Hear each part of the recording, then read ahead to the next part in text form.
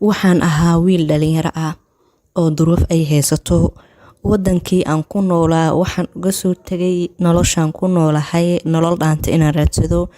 oon wax barto kadibna nafteyda iyo waalidkeygaba aan wax taro. Waan ka soo tagay wadankii aan ku noolaa, wadan kale ayaan imaaday, waxbarasho bilaash ayaan helay. Inkastoo noloshaan ku noolaay nolol adag ay ahayd, laakiin hadafkeyga ugu weyn wuxuu ahaa inaan wax barto. Waxaan helay waxbarasho bilaash ah. Markii aan helay waxbarashadii bilaashka ah anigoo waxbarashadii gabagaba marayo oo ku jira sanadkii u dambeeyay ayaa waxaa dhacday in hooyadii ay xanuunsatay.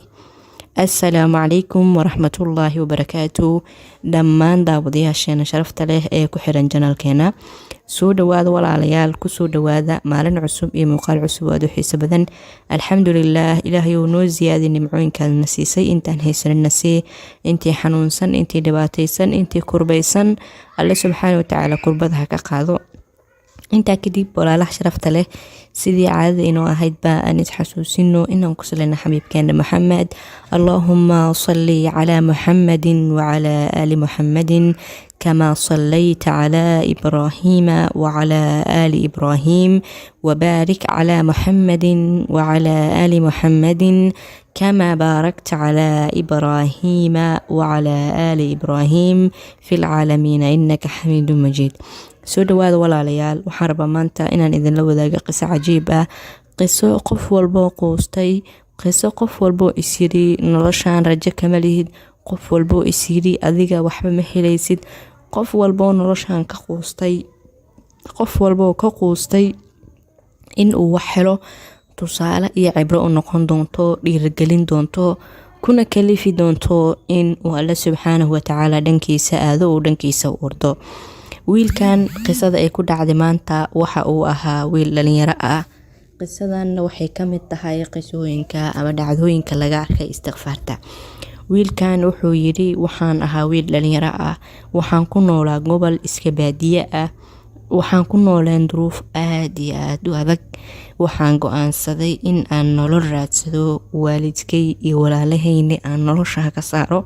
ugu horeyn intaan qof kale ama waalidkay ama walaalahey aan gaarin in aan nafteyda horumar u sameeyo. wuxuu yiri gobolkii aan ku noolaa iyo waalidkay waan ka soo tagay si aan wax u barto oon mustaqbal iyo nolol u sameysto. wadan kale ayaan imaaday ayuu yiri. alxamdulillaah, waxaan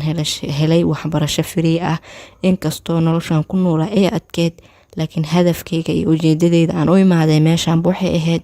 in aan wax barto, si kasto iyo qaab kasto aan wax ku bartaba. wuxuu yiri waxbarashadii ayaan helay iyadoo free ah, laakiin nolol adag ayaan ku noolaa, waan u sabray, waan u dulqaatay. waxbarashadii markii la gaaray sanadkii ugu dambeysay ee jaamacadda ayaa waxaa dhacday in hooyaday ay xanuunsatay.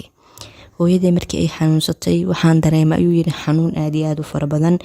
fasax intaan qaato lacag aan ugu tago maan haynin, lacag aan u diro oon isku daaweynahana maan haynin, awood maan lahayn, wax aan sameeyo maan lahayn. aniga ahaa qof wax baranaya oo jaamacadda si bilaasha ku helay, aniga nolol adag ku jiray, waxaan sameeyay ayaan garan waayay ayuu yiri. waan iska oon jiray habeenii maalin maalmaha ka mid ah anigoo masaajidka joogo ayaan waxaan maqlay sheekh ka hadlayo istighfaarta iyo faa'iidada ay leedahay iyo inay kurbada faydo iyo in lagu helo risqi iyo xoolo. wuxuu yiri ilaahay subxaanahu wa tacaala ayaa igu guuleeyay oo ii fududeeyay, iguna ilhaamiyay inaan maqlo maalintaas faa'iidada istighfaarta. guriga ayaan imaaday ayuu yiri, waxaana bilaabay inaan aqriyo istighfaarta. markii aan bilaabay inaan aqriyo istighfaarta weliba wuxuu yiri waxaan u aqrin jiray Allahumma anta rabbi laa ilaaha illaa anta khalaqtanii wa ana cabduka wa ana calaa cahdika wa wacdika ma statactu acuudu bika min sharri maa sanactu abuu'u laka binicmatika calayya wa abuu'u bidanbii faghfir lii fa innahu laa yaghfiru dhunuuba illaa ant. saas qaabkaas ayaan u aqrin jiray ayuu yiri. maalintii hal marba ha ahaatee, yacni waan aqrin jiray, waan laazimi jiray, hal marba ha ahaateena markii aan sujuudsanahay ayaan aqrin jiray ayuu yiri. yacni maalinka hal mar kaliya muu aqrin jirin, laakiin markii uu sujuudsan yahayna hal marba ha ahaatee waa uu aqrin jiray. laakiin markii uu salaada ku jirana intii uu awoodo iyo intii uu karo ayuu aqrin jiray. wuxuu yiri muddo 3 isbuuc markii aan saas waday oo sujuudana aan hal mar ku aqrin jiray, xilliga kalena inta karaankayga aan akhrin jiray wax ayman muu sheegin wiilkan oo intii ana wadayaan akhrin jiray uu yiri laakiin waxaan u niyeysan jiray in alla subxaanahu wa tacaala uu dambi dhaafo qaabkaas ayuuna u akhrin jiray istighfaarta waxaa dhacday 3 isbuuc markii uu waday inuu alla subxaanahu wa tacaala faraj u keenay maadaama uu ahaa jaamacad sanadkii ugu dambeeyay uu ku jiray ayaa waxaa dhacday in qolo ay la soo wadaageen boos shaqo waxaa lagu yiri qasab ma aha shahaado jaamacad inaad haysato laakiin waa inaad tahay qof jaamacad dhigto aad cadeyn ka keento inaad jaamacad dhigato intaas oo kaliya ayaa muhiim ah wiilkan jaamacad sanadkii ugu dambeeyay ayuu marayay kaliya waxaa ka maqneed shahaado inuu qalin jabiyo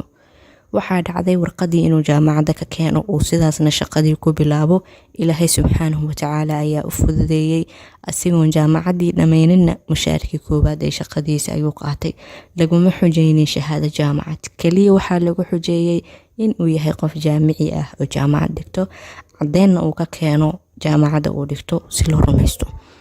sidaas ayuu alla subxaanahu wa tacaala wiilkan noloshiisii ugu fududeeyay oo ugu bilaabatay mushaarkiisii u horeeya asagoon jaamacadii weli ka qalin jabinin shahaadadiisina aan meel ku tagin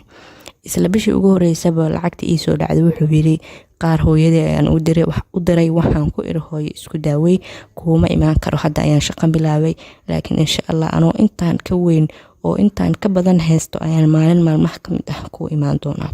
wuxuu yiri hooyadii aad ay u faraxday anigoo wali jaamacadii dhammaynin idid aan shaqeeyay inaan u diray farxad ay hooyadii u ahayd kistiyare aan u diray ay isku daaweysay dhakhtar intii ay u qaban kartay ku tagtay ayuu yiri hooyaday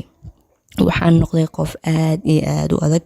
qof aanan ku ciyaarin xoolaha soo galo qof xoolihiisa maareysta ayaa noqday ayuu yiri wiilkan xoolahayga ama wixii isoo galo waxaan sameyn jiray kis aan hooyaday u diro xitaa wuxuu yiri aniga wax waaweyn ma cuni jirin oo waxyaalo yar yar ayaan cuni jiray si aan lacagta u sayb gareysto waan shaqaystay ayuu yiri waan shaqaystay ugu dambeyn ilaahay subxaanahu wa tacaala wuxuu ii fududeeyay ganacsi aan aniga leeyahay oo xor u ahay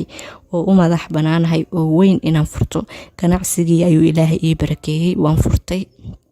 ilaahay subxaanahu wa tacaala ayaa ii barakeeyay ganacsigii xilligaana wuxuu yiri jaamacadii waan dhammeeyay shahaadadii waan qaatay ganacsigii ayuu alla subxaanahu wa tacaala ii balaariyay markuu ganacsigii ii balaartay waxaan gaaray heer aan xarun kala ganacsigii ka furo ugu dambeyn wuxuu yiri ganacsigii waxaan ka furay 3 wadan oo kala duwan maanta wuxuu yiri wiilkan waxaan gatay guri ayaan gatay hooyaday baadiyii waan ka keenay walaalahay wax ayay bartaan hooyaday iyo walaalihii anigana waxaan deganahay ayuu yiri guri aan aniga leeyahay waxaana dhawaan rajaynayaa inaan guursado xaas oo aan guri gooni ah degsado iyadana intaasoo idil waxay ku dhacday ilaahay subxaanahu wa tacaala fadligiisa iyo istighfaarta